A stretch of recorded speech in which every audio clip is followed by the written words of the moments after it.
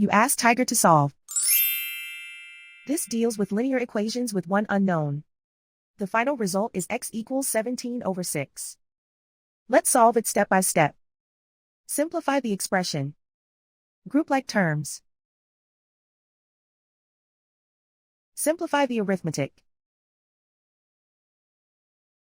Group all constants on the right side of the equation. Add 17 to both sides. Simplify the arithmetic.